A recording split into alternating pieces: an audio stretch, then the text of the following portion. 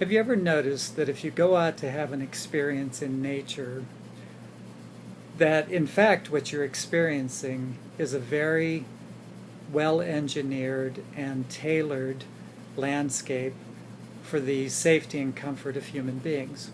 So, in other words, people say, well, I'm going to go away for the weekend and we're going to go out to the woods and out to the lake or something, and we're going to spend some time in nature. But when you do that, for the most part, everything has been engineered.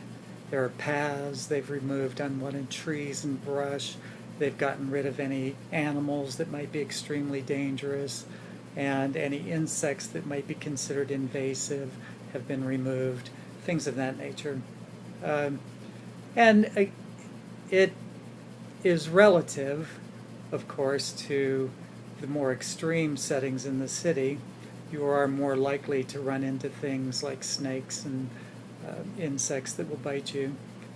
However, it's still a tailored, engineered environment. And that term invasive species is really interesting because, in fact, what's going on is just ecology.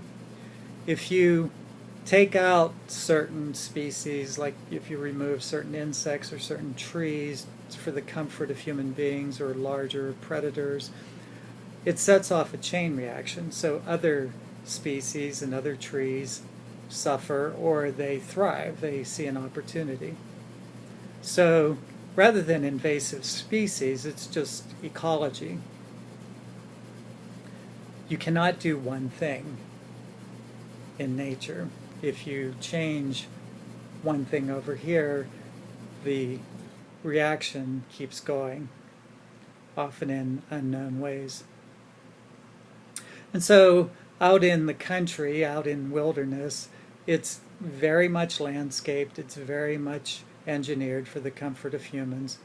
And then again in the suburbs, you see the same thing.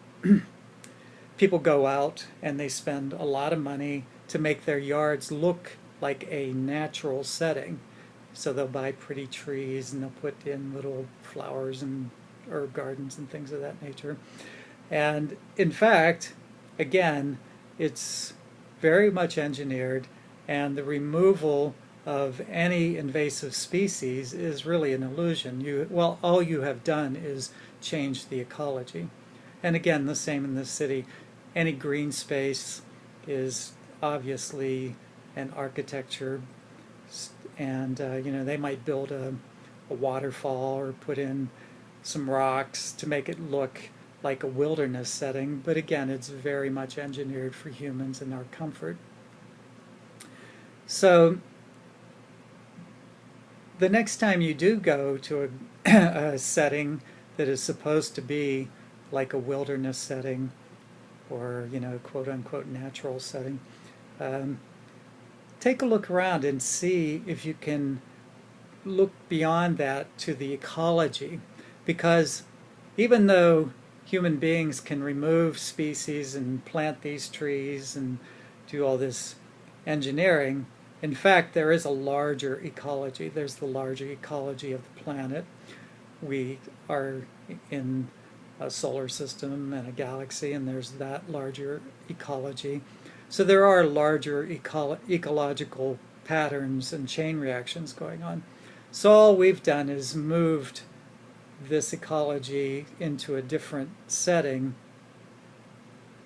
and again, often with unpredictable effects.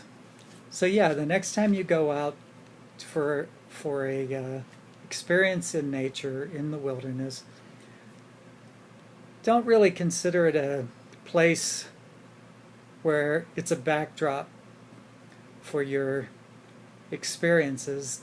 Look at it as you within the ecology and how the larger ecology is affecting your life, and see if you can have that awareness while you're there.